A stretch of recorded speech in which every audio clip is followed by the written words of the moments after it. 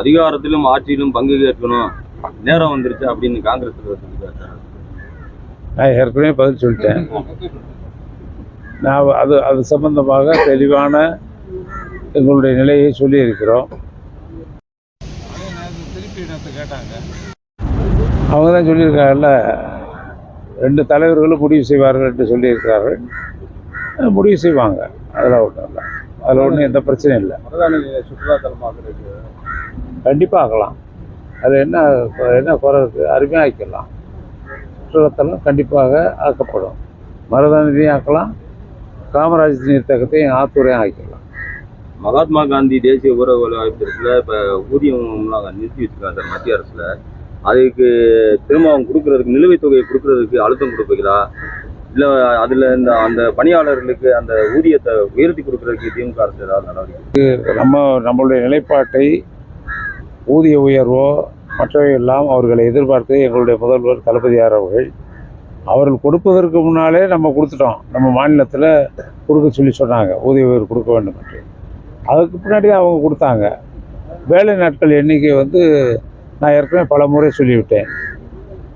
முதலமைச்சர் அவர்கள் தமிழ்நாட்டில் மகாத்மா காந்தி வேலை உறுதியளிப்பு திட்டத்தில் உங்களுக்கு தெரியும், குளத்து வேலைன்னு சொல்லுவோம்.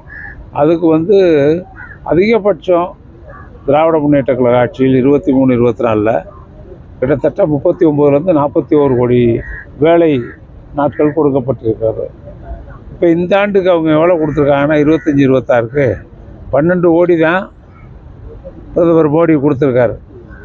நீங்கள் நல்லா புரிஞ்சுக்கிறேன், பிஜேபி கவர்மெண்ட்டு 40 கோடி எங்கே தமிழ்நாட்டில் இருக்க மக்கள், எந்த கிராமத்தில் இருக்க மக்களுக்கு வேலை 100 நாள் கொடுக்கணுங்கிறது நம்ம உறுதியளித்து சட்டம் போட்டிருக்காங்க மத்திய சர்க்கார் தான் அந்த வேலை உறுதியை உறுதிப்படுத்த வேண்டும்.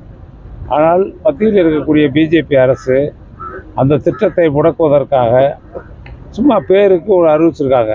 அது ஏமாற்று வேலை. தேர்தலுக்காக நாங்கள் 125 நாள் கொடுக்க போகிறோம், 100 நாள் வேலையை ஒழுங்காக கொடுக்கறதுக்கு வக்கு இல்லை மத்திய அரசுக்கு. நீ எப்படி கொடுக்க போகிறாங்க? செய்திகளை உடனுக்குடன் தெரிந்து கொள்ள கீழ்கண்ட கேபிள் மற்றும் டிடிஹெச் நெட்வொர்க்குகளில் எம்நாடு செய்தி தொலைக்காட்சியை காணுங்கள். பாதகம் செய்பவரை கண்டால் நாம் பயம் கொள்ளலாகாது பாப்பா. மோதி மிதித்து விடு பாப்பா, அவர் முகத்தில் உமிழ்ந்து விடு பாப்பா. அண்மை செய்திகளை உடனுக்குடன் தெரிந்து கொள்ள இணைந்திருங்கள் எம்நாடு தொலைக்காட்சியுடன்.